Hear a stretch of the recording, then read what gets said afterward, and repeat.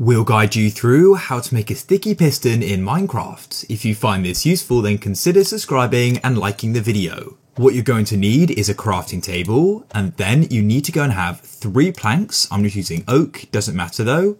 You need 1 piece of redstone, 1 piece of iron, then 4 blocks of cobblestone and 1 slime ball. Now come into the crafting table, and what you need to do is position the cobblestone 2 in the 2 bottom left, like so, another 2 in the bottom right. Then what you need to do is place the redstone dust at the bottom in the middle.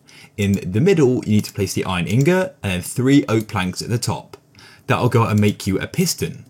Then what you need to do is come back into the crafting table with a slime ball, which you can go and get from slime. And as you can see, that'll make a sticky piston.